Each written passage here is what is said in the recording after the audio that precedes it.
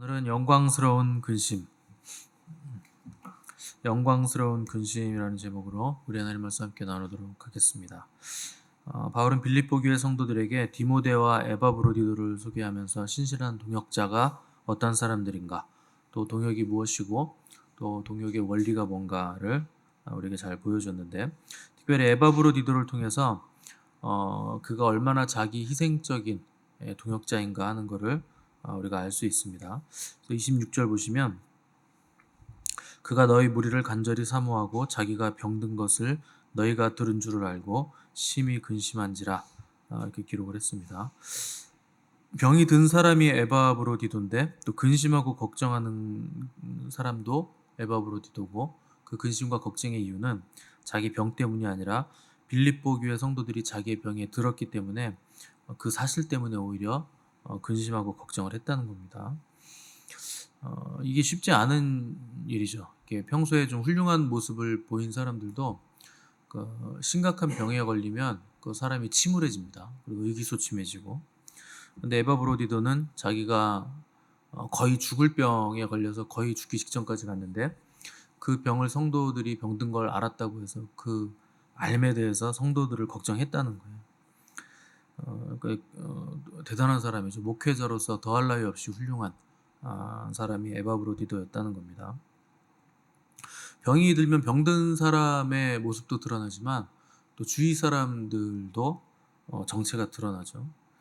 여러분들이 이렇게 병에 걸려서 입원을 해보시면 누가 진정한 동역자고 누가 진정한 동역자가 아닌지 금방 알 수 있습니다. 그래서 병들었을 때 이렇게 찾아와주고 또 신경 써주고 이렇게 돌봐주고 하는 사람들은 귀한 사람이죠. 근데 평소에는 되게 친했는데, 죽고 못 살 것 같았는데 병이 들었을 때 전화 한 통 안 하시는 분들이 있어요. 이제 그러면 동역을 할 수 없는 사람이구나, 이렇게 금방 이제 깨닫게 되죠.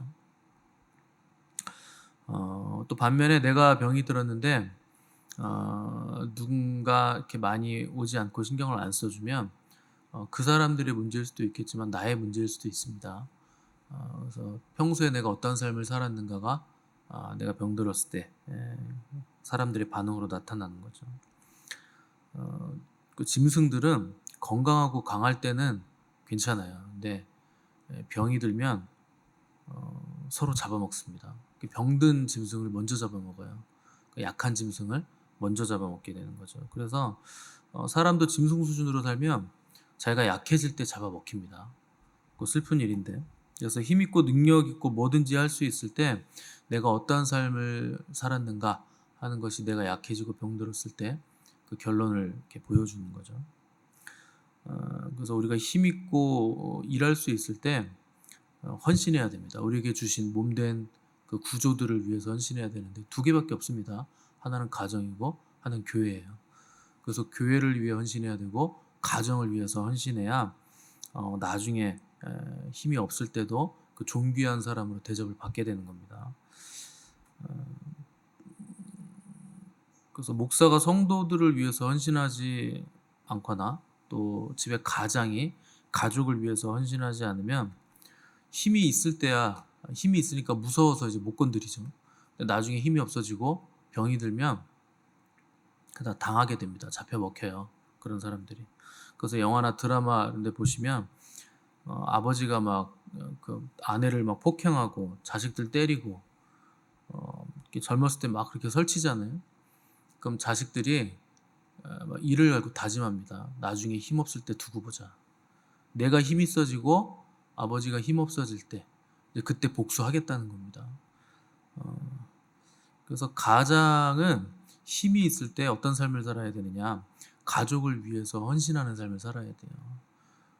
그래서 제가 늘 얘기 드리잖아요. 돈을 실컷 벌어가지고 자기가 다 쓰시는 분들이 있어요. 가족들 건사 안 하고 돈도 안 갖다 주고, 뭐 아내가 일을 하니까 아내도 돈을 벌고 가정도 남편도 돈을 버니까 그걸로 생활비 해라. 그래서 돈을 안 갖다 주시는 분들이 있는데요. 그럼 나중에 험한 꼴 봅니다. 그렇게 가족 건사를 안 하시면 나중에 힘들어져요. 그래서 목사는 성도를 위해서 헌신해야 되는 거고, 가장은 또 가정을 위해서 헌신해야 되는 거고, 성도들은 교회 구조를 위해서 헌신을 해야 되는 거죠. 그러니까 내가 커지고 내가 잘 되려면 내가 속한 구조가 잘 돼야 돼요. 근데 바보 같은 사람들은 나만 이렇게 잘 되기 위해서 나만 키우고 나만 이기적으로 막 이렇게 먹으려고 하는데, 그렇게 해서는 커지지가 않습니다. 근데 바울이나 에바브로디도나 이 교회를 위해서 헌신하고 근심을 했다는 거예요. 근데 주님은 근심하지 말라 그랬죠. 근데 바울도 아무것도 염려하지 말라 이렇게 기록을 한 바가 있는데, 오늘 본문 보시면 바울과 에바브로디도는 근심을 했다고 되어 있어요. 그러니까 무조건 근심하지 말라고 하는 게 아니라는 거 알 수 있죠. 그럼 왜 근심을 했는가? 하나님의 뜻대로 근심을 했다는 겁니다. 그래서 고린도 후서에서 바울도 하나님의 뜻대로 하는 근심이 얼마나 우리에게 유익을 주는가에 대해서 말한 바가 있죠. 그래서 하나님의 뜻대로 하는 근심은 영광스러운 근심이고, 그 근심이 생명을 만들어내고 또 복음이 전파되게 되는 근심이 되는 겁니다. 그래서 그런 근심은 해야 된다는 거예요. 또 근심도 해야 되고 고민도 해야 되고 싸움도 해야 됩니다. 그래서 사도 바울은 인생 말년에 나는 선한 싸움을 다 싸우고 믿음을 지켰다 이렇게 고백한 바가 있습니다. 선한 싸움을 싸웠다는 건 싸움이 있다는 것인데, 그 선한 싸움이라고 했으니까 악한 싸움도 있다는 겁니다. 그래서 믿음을 지키기 위한 선한 싸움을 싸웠다 이렇게 고백을 한 것이죠. 그래서 그리스도인은 그 누구나 치열하게 싸우는 믿음의 그 선한 싸움이 있는 겁니다. 그리고 근심도 있고 하나님의 영광을 위한 근심도 있고 하나님의 복음을 전하기 위한 근심도 있고 걱정도 있다는 거죠. 그러니까 중요한 건 싸움이나 근심을 하는 것 자체가 문제가 아니고 무엇을 위한 싸움이고 무엇을 위한 근심인가 하는 게 중요한 거죠. 그래서 어떤 사람은 똑같이 신앙생활을 해도 어떤 사람은 믿음이 잘하는데 어떤 사람은 믿음이 뒤로 가시는 분들이 있어요. 막 소멸되시는 분들이 있어요. 그 싸움과 근심의 내용이 달라서 그렇습니다. 일평생 근심하고 싸우는데 신앙이 성숙하는 사람이 있고 어린애 같은 사람이 있죠. 믿음의 선한 싸움을 싸웠는가 아니면 자의식으로 하는 싸움을 싸웠는가, 또 근심도 하나님의 뜻대로 하는 근심이었는가 세상 걱정 근심을 했는가, 거기서 갈라지는 거죠. 그래서 교회도 잘 보시면 어떤 교회는 복 받고 잘 되고 예수님 믿으면 복 받고 잘 되고 건강하고 하나님의 모든 축복 다 받습니다 하는 교회가 있고, 지옥 가면 안 된다고 하는 교회가 있어요. 완전히 분위기가 다릅니다. 어떤 교회는 목사가 성도들 이렇게 칭찬하고 격려하고 이렇게 북돋아주는 교회가 있습니다. 잘한다 잘한다 하는 목사님 계세요. 근데 또 저처럼 새벽마다 죽어라, 엎드려라, 하나님 앞에 앉아 있어라, 쓸데없는 짓 하지 말고 돌아다니지 마라, 누워라, 뻗어라, 맨날 이러는 또 사람도 있습니다. 여러분들이 잘 판단하셔서 어떤 목사님이 나를 살리고 유익을 주는 목사일까 생각을 하셔서 그분을 선택하시면 됩니다. 목사들은 잘 안 바뀌어요. 자기가 이렇게 목회 방침이라는 게 있잖아요. 또 신학이라는 게 있고, 어떻게 하면 성도를 살릴 수 있을까를 목사들은 선택해서 그걸 하는 거기 때문에 안 바뀝니다. 그래서 우리 목사님은 칭찬과 격려가 너무 없어. 칭찬은 고래도 춤추게 한다는데 너무 칭찬이 없어. 그러면은 빨리 고래가 되셔서 칭찬해주는 목사님을 찾아가셔야 됩니다. 그래서 고래가 돼서 춤을 추시면 돼요. 사람의 말은 두 부류예요. 격려와 칭찬을 통해서 사람의 자의식을 키우는 방법이 있고, 또 하나는 혼냄과 꾸지람을 통해서 누르고 꺾는 사람이 있습니다. 말은 그 두 가지 결이 있습니다. 그러니까 어렸을 때는 때로는 칭찬과 격려를 해주고 때로는 이제 혼냄과 꾸지람으로써 자의식이 올바로 형성되도록 인도해 가는 거예요. 근데 장성한 분량이 되면 자기 스스로 옳고 그름을 분별하고 선택을 해야 됩니다. 그래서 인정받는 걸 좋아하시는 분들은 더 큰 인정을 요구하게 돼 있어요. 그 인정을 받아서 자의식이 형성되면 그 의식은 점점 더 큰 인정을 요구하게 됩니다. 그러면 내가 상대방의 그 칭찬과 격려로 의식을 키워왔기 때문에 혼자 있는 걸 견디지 못해요. 그 사람의 칭찬과 격려로 여기까지 왔잖아요. 그럼 자기 혼자서는 뭘 못하는 겁니다. 계속 칭찬과 격려와 인정이 필요하게 되는 거죠. 그러면 이제 혼자 있는 거 못 견딥니다. 그래서 가장 그 강한 사람은 누가 알아주든지 알아주지 않든지 옳고 그름을 잘 분별해서 장성한 분량으로 믿음의 길을 그 묵묵히 걸어가는 사람이 제일 강한 사람이에요. 그래서 믿음이 뭔가를 알아야 되고 우리가 믿는 하나님이 누구이신지를 알기 때문에 우리가 이 길을 한 길을 그냥 걸어가는 거죠. 그래서 믿음은 나의 만족이 아닙니다. 믿음은 하나님의 만족이에요. 믿음을 통해서 하나님께 영광을 드리는 거죠. 그러니까 뭐 어떤 분들은 그 하나님의 영광이 아니라 자기 영광을 위해서 계속 돌아다니시는 분들이 있어요. 이렇게 막 예언 기도 받기 위해서 여기저기 막 찾아다니시는 분들이 있는데 여러분 예언 기도를 받아가지고 문제가 해결되지 않습니다. 그 뭐 하나님의 뜻이 어떤가는 알 수는 있겠죠. 또 어떤 그 문제에 대해서 하나님의 뜻이 무엇인가 알 수 있겠죠. 근데 그걸 해결하는 건 기도 받는다고 해결되는 거 아니에요. 만약에 예언 기도 받아서 문제가 해결되면 그거는 안의 문제가 아니라 밖의 문제예요. 그건 예언 기도 없어도 해결될 수 있는 문제들이죠. 그런 문제들은. 근데 예언 기도 받으려고 여기저기 막 찾아다녀봐야 소용없습니다. 그 여기저기 막 찾아다니는 이유는 하나예요. 내가 듣고 싶은 말 나올 때까지 찾아다니는 거예요. 내가 듣고 싶은 말이 안 나오고 자꾸 험한 얘기 나오니까 내가 듣고 싶은 말 해주는 사람 찾아다니는 거죠. 그럼 그렇게 계속 찾아다니다 보면 나중에 만납니다. 그런 사람을 내가 듣고 싶은 말 해주는 사람. 그런 사람들이요 거짓 예언자들이에요. 내가 듣고 싶은 말 해주는 사람. 그 사람이 거짓 예언자입니다. 혹 거짓 예언자가 아니고 100% 예언이 정확하게 맞아떨어지고 심지어 그 사람이 하늘에서 불을 내린다고 해도 내가 그걸 선택하지 않으면 소용없어요. 듣는 걸로는 아무 소용없습니다. 그래서 하나님의 만족을 위해서 신앙생활을 하셔야지 내 오감을 만족시키기 위해서 여기저기 찾아다니면 안 되는 겁니다. 30절 보시면 그가 그리스도의 일을 위하여 죽기에 이르러도 자기 목숨을 돌보지 아니한 것은 이렇게 표현을 했습니다. 그러니까 에바브로디도가 자기 일이 아니라 그리스도의 일을 위해 생명을 아낌없이 내어주면서도 두려워하지 않았다는 거예요.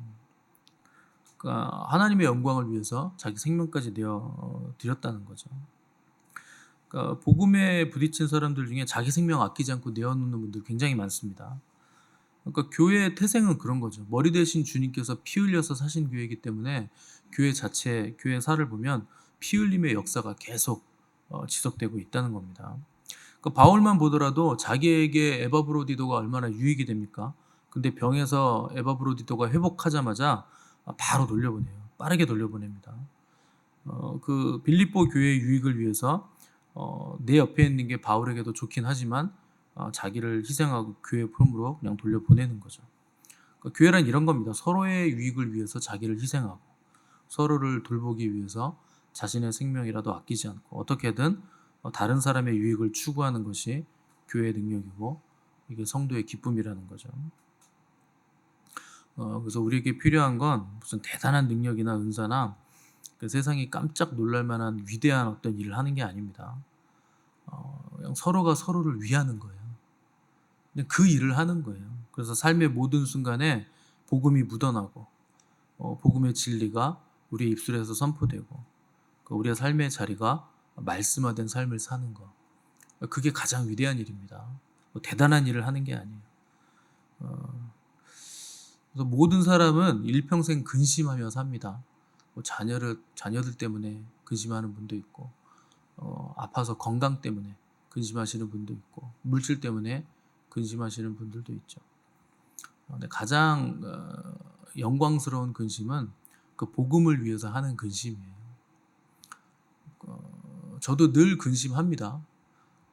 에바브로디도가 성도들이 자기 아픈 걸 들었다는 그 사실 때문에 안타까워서 근심한 것처럼 그런 비슷한 근심이 있어요, 저에게도. 저의 가장 큰 근심은 저에게 맡겨주신 양들 중에 떨어지는 분들이 있을까? 이게 근심이 되고, 또 성도들이 서로 싸울까? 그게 근심이 되고, 또 제가 주의 종인데, 주의 종으로서 늘 모자르기 때문에 하나님께 영광을 드리지 못할까? 그것도 근심이죠. 또 여러분들에게 때에 따라 양식을 먹여야 되는데 제가 또 깨어있지 못해서 때에 맞는 양식을 먹이지 못할까? 좋은 꼴을 먹이지 못할까? 이것도 저의 근심입니다. 여러분의 근심은 뭡니까? 어떤 근심이 있으십니까? 썩어가는 근심이 있고 생명으로 살리는 근심이 있습니다. 세상의 근심은 썩어가는 거예요. 그 나아만 장군을 잘 보시면 나아만의 근심은 그 썩어가는 거죠. 문둥병이죠. 그 세상 근심이죠. 나아만은 장군입니다.